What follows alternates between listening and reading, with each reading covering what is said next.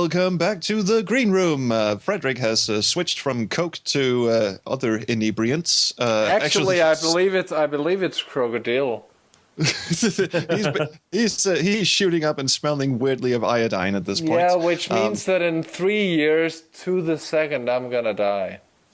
And we're all looking very much forward to it. But anyway, welcome to the virtual green room where we just sit around and shoot the shit about what the hell just happened and what the hell did just happen. Well, we talked about adaptations a little back and forth, and now we're just going to see if any points that we may have missed might show up. For instance, we were, of course, being backseat designers and all, we were talking about how people might attack being charged with creating an adaptation out of a story that they didn't come up with. And Gareth brought up this brilliant idea of the challenge. See if you can make a fucking game out of this.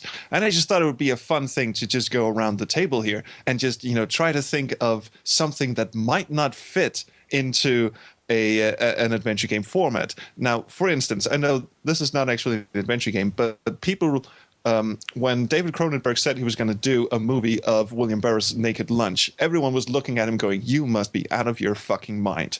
And he actually turned in a movie that I personally think is very, very watchable. But everyone said that book is unfilmable. So why don't we try and come up with, books and movies and plays and comic books and whatever that would be ungameable, and let's see if we can actually make it happen. I think I've got one, but I don't know if it's actually ungameable. But one book which I really, really enjoy, which I've read several times, which is kind of an underdog because people don't seem to like it for the way it's written, is Bram Stoker's Dracula. And I think it's absolutely brilliant. I think the tension in that book is absolutely unmatched in anything I've ever read. And I would love the chance to turn it into an adventure game. I would love the chance to play as Jonathan Harker in Dracula's castle, and going to Mina Harker being in despair over her husband being away. You asked a question, didn't you? Oh yeah. So I was just thinking. Wait, the novel itself, the old novel, is written as a series of letters. It's an epistolary novel. Yeah, it's newspaper clippings, it's diary entries, it's letters, it's all these writings by the characters piecing the story together. Have either of you ever been to Whitby? I haven't. I haven't, but I would love to because, for one, I think it's very picturesque. For a second, I think Bram Stoker chose the most beautiful setting for the novel. I mean, I've seen photographs of the churchyard in Whitby, and it's beautiful and hideous at the same time. They've got a goth festival, don't they? Yeah, I think so. I mean, I went there. Oh God, it's got to be well over 10 years ago now with my parents. It's a really nice place, but I think it would be a brilliant to bring in stuff that has come in previous episodes. I think it'd be a great place for an FMV kind of game. Actually, I think if you could go to Whitby and film it and do what you're suggesting and sort of turning it into a game, I think it could be really good. Well, they did do some Dracula games, but they just kind of took Dracula, the character, and elaborated on him, as far as I know. And of course, Dracula was a character in King's Quest 2, but Roberta Williams can only read one paragraph of something, and she'll turn it into a game element. So, I think you're just a misogynist, Fred. Yeah, probably. It's not the fact that she's a shit writer, it's the fact that she's a woman, of course. Ethics, gentlemen, ethics. Anyway, I know it's in Yorkshire, actually. If you're looking at movie adaptations of Dracula, and for some reason the only one I can think of right now is the Francis Ford Coppola one. No. Let me just interject here. The one you need to watch is Friedrich Wilhelm Murnau's Nosferatu from 1922. That is the only adaptation of Dracula to actually get the Dracula character right. The only thing Count Orlok, as he's called in that adaptation, is lacking is a mustache. Otherwise, he is very, very similar to what Bram Stoker wrote, who was this bald, disgusting, tall character, all dressed in black, who, you know, when he gets close to you, you realize how cold he is and how his breath smells of death.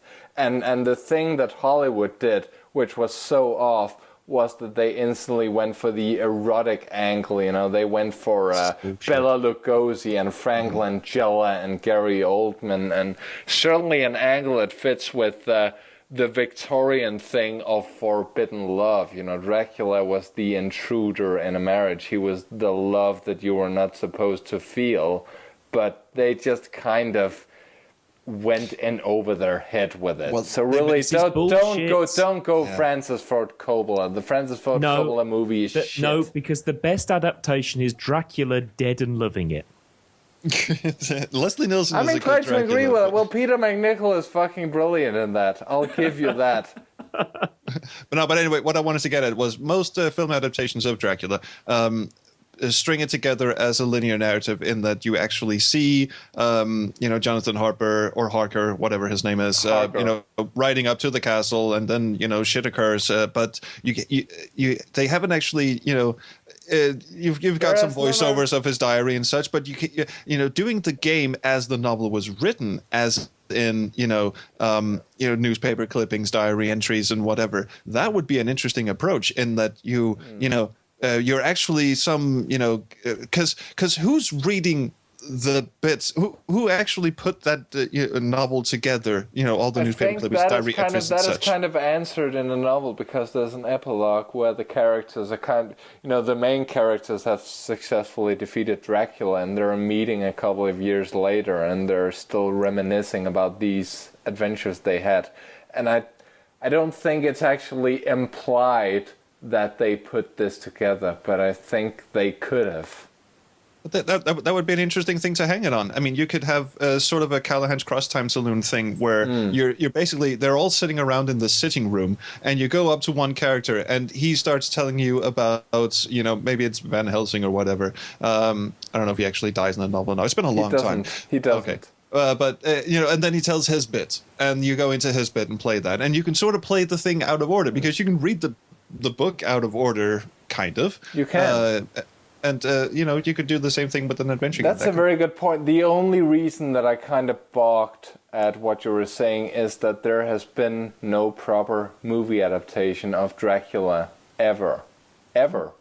Nosferatu comes close, but it's unauthorized, so it switches the names around, and it introduces these other ideas that aren't in Bram Stoker's novels, and it takes place in Central Europe. So a lot of those gothic kind of semi-science fiction sort of supernatural kind of things weren't particularly adapted well, because I think Hollywood focused very much on the characters and just ignored the actual what made the characters work within the story that was told. I mean, most of the Frankenstein adaptations are nowhere near as subtle and as brilliant as the book is. No, that's very, very true. I mean, certainly the Frankenstein that we all know is starring Boris Karloff does a great disservice to Mary Shelley by, people know the monster as Frankenstein because of the Boris Karloff version.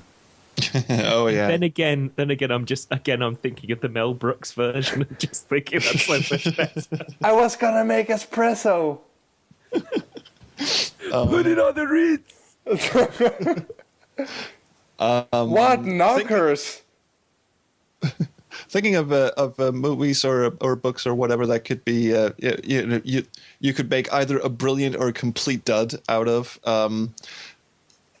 Taking a cue from my current favorite example, I Have No Mouth and I'm a Scream, which was, adapted into a game that for some reason gets a lot of love. I mean, it's a guilty pleasure of mine, don't get me wrong, but the game is deeply, deeply flawed. I think conceptually it deserves a lot of love. Technically, it's a mess. Yeah, and that's exactly my point. Technically, it's a mess. The engine is absolute shit. But Harlan Ellison and the dude who was doing the lead design work on that, they actually sat down, took his original short story, which is basically the five of them go on a quest to find food, and then it turns out there's no can opener, so everyone kills each other, and then he turns the last remaining survivor into this amorphous blob. That's the short story, and then they actually turned that into a real game, like 5 actual dead-on stories that you could play. I thought it's a brilliant piece of design, and all the little pathing and multiple endings and such. It's really great design. Shit game, brilliant design. Taking a cue from that, I think it would be interesting to take on a Philip K. Dick story. And I don't mean the Hollywood adaptations of Philip K. Dick stories. I mean, by God, let's go in and do, because he's written some short stories. Like I think. If you look up a short story anthology that's called Minority Report, it has other stories than Minority Report in it. There's a couple of really weird tales in there, like 2 aliens meet at a cafe, and none of them know that they are aliens, and they just sort of sit there, and it's not until one of them breaks out of his fold or whatever that it actually turns out that they're aliens and such. I mean, taking a short story that has this sort of surreal nature to it, much, Philip K. Dick was a master of the surreal and the paranoia and such. Taking one of those short stories and having this really unreliable narrator kind of thing to it, that would be really spectacular. Shit. Even a story like Ubik, the novel that he wrote, Ubik, that would make a fun adventure game. Yeah, I'm trying to remember, but I mean, because. My catchphrase on this show seems to be I haven't played that one. Well, I've got one if you haven't. I was just let the man finish. I was just going to sort of mention about short stories because it seems to be. I mean, I watch quite a lot of films, even though I don't read particularly much because my job is reading, and by the time I've got home, the last thing I want to do is pick up any more text and force it into my head. But one of the things that seems to be quite clear is that with people like Stephen King, the best kind of adaptations of Stephen King seem to be his short stories rather than his novels. And just thinking of other people that have written short stories and anthologies that I was sort of forced to read as a student, like O. Henry and Borgeth and people like that.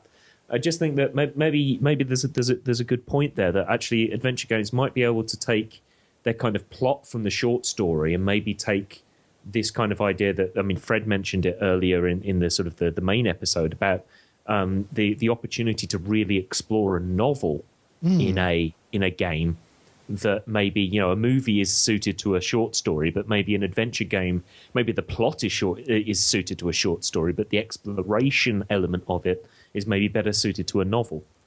Yeah, that's true. And actually, I was thinking, sorry for sort of going off on a tangent, but I was suddenly struck that my favorite novel of all time could actually be a very interesting adventure game if you did it right. That would be George Orwell's 1984. I mean, can you imagine? Actually wanted to bring that up, and I agree. The exploration of that would be very good. I read 1984 overnight to impress a girl. That's a weird way to impress a girl. I'm very well versed in my 1984, and it would make a great adventure game. One thing that Orwell does, which I guess he didn't anticipate, but which is of great service to adventure game developers, is that he developed this fucking great world. The world in 1984 is so vast. And all the ideological ideas behind this world of Eurasia and Oceania and East Asia is just perfectly described. And you get to something like Goldstein's book, which is, the first time you read it, it's impossible to comprehend, but it's so dense. I mean, that guy was really doing open world building decades before it became a thing. Interesting point, which is exactly what I was going to say, is that if you were going to do an adventure game based on 1984, it wouldn't be Shit, I forgot the protagonist's name. It's Winston on the tip of my Smith. Winston Smith. Why am I so bad with names today? It's amazing. Brent Spiner. Yeah. It wouldn't be his story. It wouldn't be him and Julia. See, I got her name right. It wouldn't be him and Julia and him getting up, with a face full of rats at the end and such. Oranges and lemons say the bells at St. Clements. You should do something like they did with the Blade Runner game, where the game takes place concurrently with the story that you're familiar with from the movie, with a different set of people, but set in the same world. So you could have, for instance, Winston Smith works for the Ministry of Truth. You could have one who's employed by what is the Ministry of Love.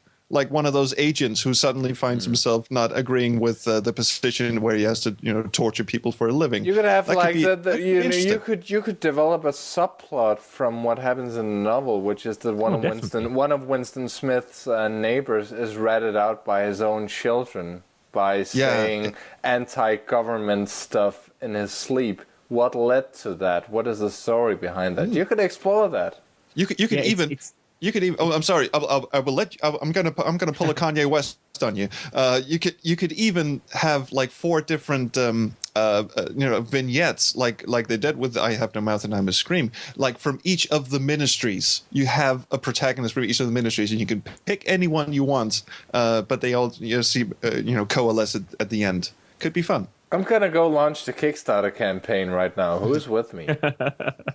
No, it's a good one. I mean, but my point was that in this case, it's not the narrative of the novel that we're picking up on and trying to turn into a game. It's the world that was created by the novel. Yeah, exactly. It maybe in a similar way that the new Star Trek TV in inverted commas series appears to be based in the sort of the new Star Trek universe, but doesn't really have anything to do with the story that's currently being told by the movies. Yeah, and another one I wanted to bring up, which I have already brought up on a different podcast, so I'm not going to go into too much detail. I told this to the Square FM guys, and my voicemail was so long that they actually didn't put it in the episode itself. They put it as a separate download.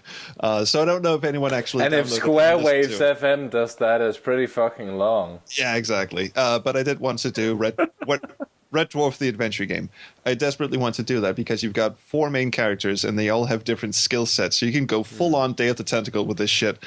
Lister's like the normal everyday adventure game hero. He can talk to people and he can pick things up and, standard adventure game protagonist. You've got Rimmer. He can't actually touch anything because he's dead and he's a hologram, but he's got 2 scutters he can order around, except they hate him. So he has to sort of circumvent their internal hatred of him to get them to solve puzzles. You've got the cat. He can smell things and scale walls. He can get into nooks and crannies that the other characters can't get into. And you've got Crichton, who can screw things on to his groinal attachment socket, and you can unlock Holly Graham mode, which is basically you staying there doing nothing. Interesting. You should bring up Holly Graham. Holly, the shipboard computer, would sort of act as the unofficial hint line. You walk up to the Holly screen and go, "What do you think we should do now?" And he just goes, "All right, let's." So yeah, he has never sounded that enthusiastic before. Oh wait, it's not "All right, lads." It's "All right, dudes, what's going on?" All right, I love that show. Anyway, that was my quick pitch for a Red Dwarf adventure game. We already did that on an episode of Backseat Designers. If you like what we talked about, you should listen to the episode, Why Isn't There an Adventure Game of It? I think that's actually true. We did do that. All right, I just re-pitched something I already talked about on 2 separate episodes. We're getting old. So how about we call it a night, gentlemen? Yeah, I think so. Yeah.